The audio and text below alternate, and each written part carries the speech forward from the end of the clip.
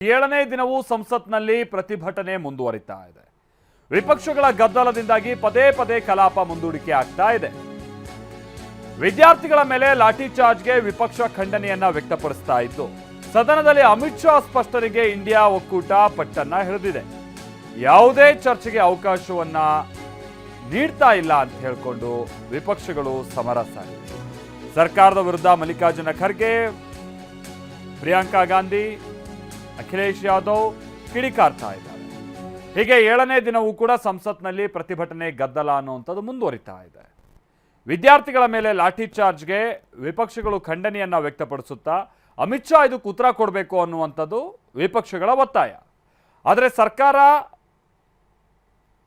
ಈ ಉತ್ತರ ಕೊಡೋ ವಿಚಾರಕ್ಕೆ ಸಂಬಂಧಪಟ್ಟ ಹಾಗೆ ವಿಪಕ್ಷಗಳ ಒತ್ತಾಯ ಏನಿದೆ ಅದಕ್ಕೆ ಮಣಿತಾ ಇಲ್ಲ. ಮತ್ತೊಂದು ಕಡೆ ಚರ್ಚೆಗೆ ನಾನು ಸಮಯ ಕೊಡ್ತೀನಿ ಅಂತ ಸ್ಪೀಕರ್ ಹೇಳ್ತಾ ಇದ್ರು ಕೂಡ ವಿಪಕ್ಷಗಳು ಸರಿಯಾಗಿ ಅನುವು ಮಾಡಿಕೊಡ್ತಾ ಇಲ್ಲ ಅಂತ ಹೇಳ್ಕೊಂಡ್ಬಿಟ್ಟು ಆಡಳಿತ ಪಕ್ಷದ ಸದಸ್ಯರು ಟೀಕೆ ಮಾಡ್ತಾ ಇದ್ದಾರೆ.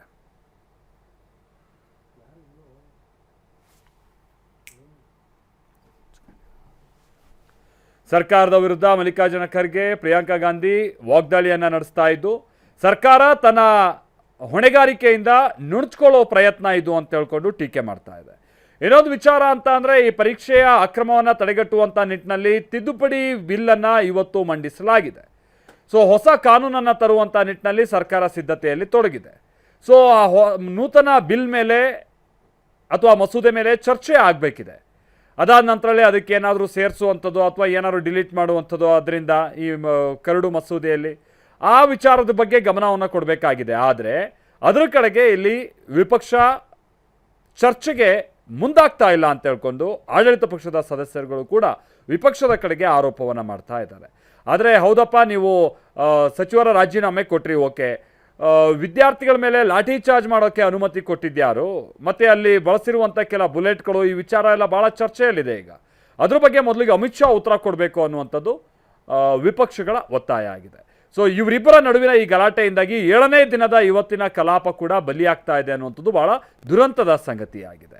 ಸೊ ಈ ಒಂದು ಮುಂಗಾರು ಅಧಿವೇಶನದಲ್ಲಿ ಬಹಳಷ್ಟು ಕಾನೂನುಗಳನ್ನು ಜಾರಿಗೆ ತರುವಂಥ ನಿಟ್ಟಿನಲ್ಲಿ ಆಮೇಲೆ ಬಹಳಷ್ಟು ಚರ್ಚೆಗಳಾಗಬೇಕಾಗಿದ್ದಂಥ ಅನಿವಾರ್ಯತೆ ಇದೆ. ಈಗ ನಮ್ಮ ರಾಜ್ಯದ ವಿಚಾರವಾಗಿ ನಾವು ಬರೋದಾದರೆ ಬರಕ್ಕೆ ಸಂಬಂಧಪಟ್ಟ ಹಾಗೆ ಸದಸ್ಯರುಗಳೆಲ್ಲ ಚರ್ಚೆ ಮಾಡಬೇಕಾದಂಥದ್ದು ಅನಿವಾರ್ಯತೆ ಇದೆ. ಆ ವಿಚಾರ ಪ್ರಶ್ನೆ ಎತ್ತುವಂಥ ನಿಟ್ಟಿನಲ್ಲೂ ಕೂಡ ವ್ಯವಸ್ಥೆ ಆಗಿತ್ತು. ಬಟ್ ಕಲಾಪ ನಡೆಯೋಕ್ಕೆ ಸಮಯನೇ ಸಿಗ್ತಿಲ್ವಲ್ಲ. ನೋಡಿ, ಮತ್ತೆ ಕಲಾಪ ಆರಂಭ ಆಗ್ತಾ ಇದೆ. बैठिएगा प्लीज, आप बैठिएगा please. No, please sit down. We have a very important business. No, in the morning sessions honorable speaker has mentioned about the bill or the NEET bill. We are going to discuss a very important matter now. No, please sit down. Let us start the business. Let us start the discussion. This is a very important bill. No, you all know we are all waiting for this bill. Are you not waiting for this bill? We are waiting for this bill. Let us have a discussion on this bill. Everybody will have an opportunity to speak on the bill. You please give your opinion. Please give your views. No, please sit down. Please put down your placards. Kindly put down your placards. Let us start the discussion. I am requesting you. Please go back to your seat. Hanuman Beniwal ji, आप अपने जगह पे जाइए please. Honourable minister Shri Kiren Rijiju ji. Sir, सारे member तैयारी के साथ आए हैं और अपोजिशन के भी कई मेंबर्स ने अमेंडमेंट दिए हैं, वो भी तैयारी करके आए हैं. बहुत ही महत्वपूर्ण, बच्चों के लिए, युवाओं के लिए, छात्रों का जिंदगी के लिए ये महत्वपूर्ण बिल है. सब बोलने वाले वक्ता भी तैयार है. फिर भी जानबूझ करके कांग्रेस पार्टी और उसके कुछ साथी जानबूझ करके आज इतना महत्वपूर्ण बिल पे चर्चा होने नहीं दे रहे हैं. मैं बहुत दुखी मन के साथ कह रहा हूँ. पहले दिन तो वो कह रहे थे कि चर्चा करना चाहिए, एग्जाम का मामला है, बच्चों का मामला है. अब जब चर्चा करने के लिए इतना महत्वपूर्ण बिल लेकर के जब आया है, टाइम भी दे चुके हैं 6 घंटे स्पीकर साहब ने, और टाइम देंगे, आप चाहते तो और टाइम देंगे, फिर भी ये कर रहे हैं. ये अच्छा नहीं लग रहे हैं. मैं कांग्रेस के साथियों को कहना चाहता हूँ, ऐसा काम मत कीजिए. जे आपका जो इमेज है बहुत गिर चुका है और बहुत बदनाम होने वाला काम मत कीजिए। पूरा पार्टी एकजुट होकर के हमारे युवाओं का, छात्रों का जिंदगी को ठीक करने के लिए महत्वपूर्ण बिल पे सब हिस्सा लेना चाहिए। मैं फिर से अपील करना चाहता हूँ आपके माध्यम से। Thank you sir. माननीय सदन, ये हम बहुत दिन से हम वेट कर रहे हैं इस बिल के लिए। ये युवाओं के भविष्य के लिए है, हमारे देश के युवा के भविष्य के लिए है। आपने भी पूछा चर्चा के लिए, आपने भी पूछा है, जब सरकार तैयार होके आए हैं चर्चा करने के लिए, बिल आपको एडवांस में सर्कुलेट भी हुआ, बिल का कॉपी एडवांस में आपको सर्कुलेट भी हुआ। हम जानते हैं आप में से कई ऑनरेबल मेंबर्स प्रिपेयर करके आए हैं, डिस्कस करने के लिए प्रिपेयर करने आए हैं। आप नहीं चाहते हैं, आप इस सब्जेक्ट पे चर्चा नहीं चाहते हैं, आप चर्चा नहीं चाहते, चर्चा करना नहीं चाहते हैं। आप इस देश के युवा के भविष्य के लिए चर्चा नहीं करना चाहते हैं, आप नीट के ऊपर चर्चा नहीं करना चाहते हैं, आप इसी तरह हल्ला करना चाहते हैं। हमारे देश के युवाओं के बारे में आप सोचना नहीं चाहते हैं, उनके बारे में चर्चा नहीं करना चाहते हैं। यदि आपको आज चर्चा नहीं करना चाहते हैं, आज अगर आप चर्चा नहीं करना चाहते हैं हमारे देश के युवा के भविष्य के बारे में, मैं सभा की कार्यवाही कल मंगलवार दिनांक 28 जुलाई 2026 को पुनः 11 बजे तक के लिए स्थगित की जाती है।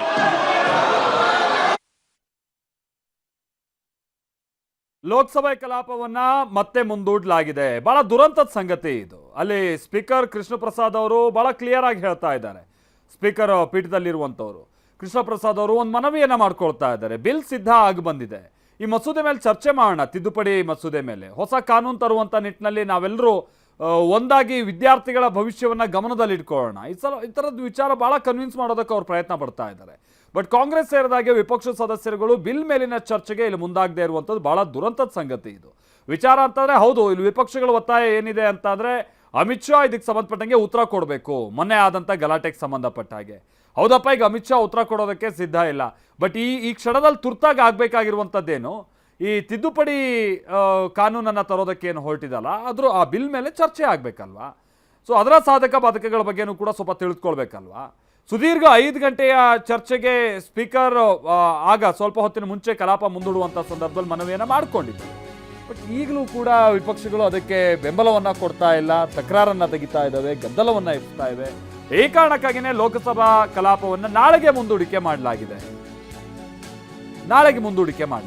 ನಾಳೆ ಮಂಗಳವಾರಕ್ಕೆ ಮುಂದೂಡಿಕೆಯನ್ನು ಮಾಡಲಾಗಿದೆ. ಅಲ್ಲಿಗೆ 7ನೇ ದಿನವೂ ಕೂಡ ಯಾವುದೇ ರೀತಿಯಾದಂಥ ಚರ್ಚೆ ಆಗಿಲ್ಲ. 7ನೇ ದಿನದ ಚರ್ಚೆ ಮೇಲೆ ನಾವು ಯಾಕೆ ಕಣ್ಣಿಟ್ಟಿದ್ವಿ, ಬಹಳ ಅತಿ ಮುಖ್ಯ ಇತ್ತು ಅಂತ ಅಂದರೆ, ದೇಶದ ಈ ರೀತಿಯಾದಂಥ ಪರೀಕ್ಷೆಗಳ ಅಕ್ರಮದ ವಿರುದ್ಧವಾಗಿ ಸರ್ಕಾರ ತರೋಕೆ ಹೊರಟಿರುವಂಥ ಹೊಸ ಕಾನೂನು, ವಿದ್ಯಾರ್ಥಿಗಳ ಬೇಡಿಕೆ ಕೂಡ ಅದೇ ಇದ್ದಂಥದ್ದು. ಬೇಡಿಕೆಗಳಲ್ಲಿ ಪ್ರಮುಖವಾದಂಥ ಬೇಡಿಕೆ ಅದೇ ಆಗಿದ್ದಂಥದ್ದು. ಮುಂಬರುವಂಥ ಭವಿಷ್ಯದ ದೃಷ್ಟಿಯಿಂದ ಈ ತಿದ್ದುಪಡಿ ಬಿಲ್ ಬಹಳ ಮುಖ್ಯ ಆಗಿತ್ತು, ಇದ್ರ ಮೇಲೆ ಚರ್ಚೆ. ಬಟ್ ವಿಪಕ್ಷಗಳು ಇಲ್ಲಿ ಅನುವು ಮಾಡಿಕೊಡ್ತಾ ಇಲ್ಲ. ಹಾಗಂತ ಆಡಳಿತ ಪಕ್ಷ ತನ್ನ ಜವಾಬ್ದಾರಿಯಿಂದ ನುಣುಚ್ಕೊಳ್ಳುವಂಥ ಕೆಲಸನ, ಹೌದು ಅಮಿತ್ ಶಾ ಇದಕ್ಕೆ ಉತ್ತರ ಕೊಡ್ಬೇಕು ಮೊನ್ನೆ ಆದಂಥದ್ದು ವಿಚಾರವಾಗಿ. ಬಟ್ ಯಾವುದು ಮುಖ್ಯ ಅಂತ ಬಂದಂಥ ಸಂದರ್ಭದಲ್ಲಿ ಈ ತಿದ್ದುಪಡಿ ಮಸೂದೆ ಮೇಲಿನ ಚರ್ಚೆ ಅತಿ ಮುಖ್ಯ ಇತ್ತಲ್ವ ಇವತ್ತು.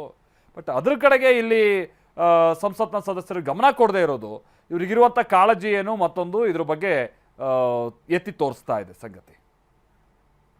अपोजिशन के भी कई मेंबर्स ने अमेंडमेंट दिए हैं, वो भी तैयारी करके आए हैं। बहुत ही महत्वपूर्ण, बच्चों के लिए, युवाओं के लिए, छात्रों का जिंदगी के लिए ये महत्वपूर्ण बिल है।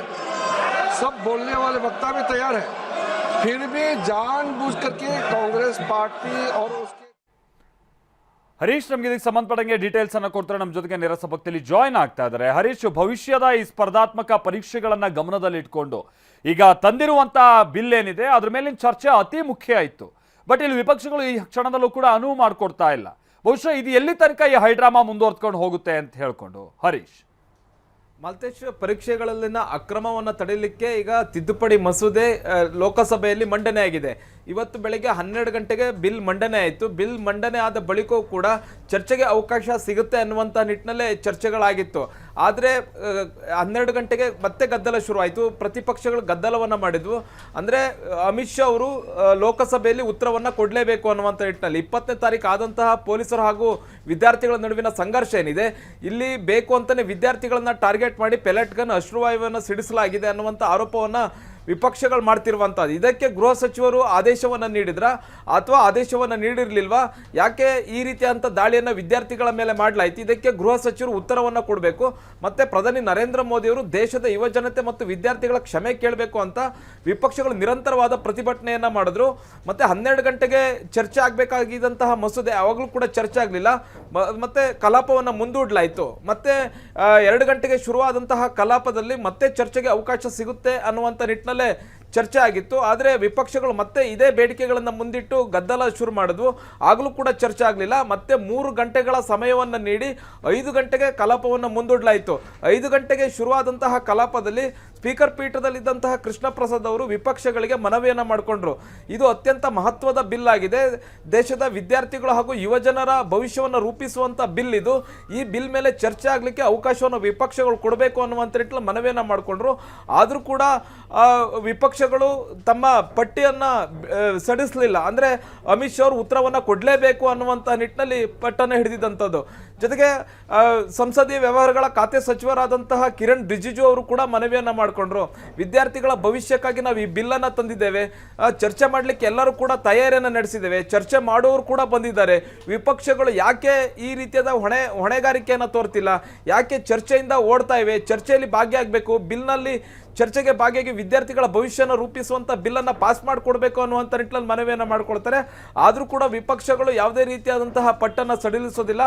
ತಮ್ಮ ಬೇಡಿಕೆ ಏನಿತ್ತು, ಅಮಿತ್ ಶಾ ಅವರು ಸದನದಲ್ಲಿ ಮಾತಾಡಬೇಕು, ಸದನದಲ್ಲಿ ಉತ್ತರವನ್ನು ಕೊಡಬೇಕು, ಜೊತೆಗೆ ಪ್ರಧಾನಿ ನರೇಂದ್ರ ಮೋದಿಯವರು ಕ್ಷಮೆ ಕೇಳಬೇಕು ಅನ್ನುವಂತಹ ಬೇಡಿಕೆ ಏನಿದೆ, ಈ ಬೇಡಿಕೆ ಈಡೇರಲೇಬೇಕು ಅನ್ನುವಂಥ ಪಟ್ಟನ್ನು ಹಿಡಿದಿರುವಂಥದ್ದು. ಹೀಗಾಗಿ ಕಲಾಪವನ್ನು ನಾಳೆ 11 ಗಂಟೆಗೆ ಮುಂದೂಡಲಾಗಿದೆ. ಮೂಲಗಳ ಪ್ರಕಾರ ನಾಳೆ ಚರ್ಚೆ ಆಗಬಹುದು. ಜೊತೆಗೆ ವೋಟಿಂಗ್ ಕೂಡ ನಾಳೆ ಸಂಜೆ ಒಳಗಡೆ ಆಗುತ್ತೆ ಅನ್ನುವಂಥ ಸುಮಾರು 6 ಗಂಟೆಗಳ ಕಾಲ ಚರ್ಚೆಗೆ ಅವಕಾಶವನ್ನು ಕೊಟ್ಟಿದ್ದಾರೆ. ಇಲ್ಲಿ ವಿಪಕ್ಷಗಳು ಕೂಡ ಚರ್ಚೆಯಲ್ಲಿ ಭಾಗಿಯಾಗುವಂಥ ಸಾಧ್ಯತೆ ಇದೆ. ಜೊತೆಗೆ ಆಡಳಿತ ಪಕ್ಷದ ಸದಸ್ಯರು, ಬಹುತೇಕ ಯುವ ಸದಸ್ಯರೇ ಈ ಚರ್ಚೆಯಲ್ಲಿ ಭಾಗಿಯಾಗ್ತಾರೆ ಎನ್ನುವಂತಹದ್ದು. ಬೆಳಗ್ಗೆ 9:30ಕ್ಕೆ NDA ಸಂಸದರ ಸಭೆ ಕರೆಯಲಾಗಿದೆ. ಪ್ರಧಾನಿ ನರೇಂದ್ರ ಮೋದಿಯವರು NDA ಸಂಸದರ ಸಭೆಯಲ್ಲಿ ಮಾತಾಡ್ತಾರೆ. ಈ ಬಿಲ್ನ ಮಹತ್ವ ಏನು, ಬಿಲ್ನಲ್ಲಿ ಏನು ಮಾತಾಡಬೇಕು, ಮತ್ತು ವಿದ್ಯಾರ್ಥಿಗಳಿಗೆ ಪೂರಕವಾಗಿ ಭವಿಷ್ಯವನ್ನು ರೂಪಿಸುವಲ್ಲಿ ಬಿಲ್ ಹೇಗೆ ಸಹಕಾರಿಯಾಗಿದೆ ಅನ್ನುವಂಥದ್ದನ್ನ ಪ್ರಧಾನಿ ನರೇಂದ್ರ ಮೋದಿಯವರು NDA ಸಂಸದರ ಸಭೆಯಲ್ಲಿ ವಿವರಿಸುವಂಥ ಸಾಧ್ಯತೆ ಇದೆ. ಅದಾದ ನಂತರ ಬಿಲ್ ಬಗ್ಗೆ ಚರ್ಚೆಗೆ 11 ಗಂಟೆಗೆ ಅವಕಾಶ ಸಿಗುವಂತಹ ಸಾಧ್ಯತೆ ಇದೆ ಅನ್ನುವಂಥದ್ದನ್ನ ಈಗ ಆಡಳಿತ ಪಕ್ಷದ ನಾಯಕರು ವಿಶ್ವಾಸವನ್ನು ವ್ಯಕ್ತಪಡಿಸಿದ್ದಾರೆ. ಆದರೆ ವಿಪಕ್ಷಗಳು ಯಾವ ರೀತಿಯಾದಂತಹ ತಮ್ಮ ಹಠಮಾರಿಯ ಧೋರಣೆಯನ್ನು ತಳಿತವೆ ಅಥವಾ ಚರ್ಚೆಗೆ ಅವಕಾಶವನ್ನು ಕೊಡ್ತವ ಅನ್ನುವಂಥದ್ದು ಬಹಳಷ್ಟು ಕುತೂಹಲ ಕೆರಳಿಸಿದೆ. Malthesh, thank you Harish.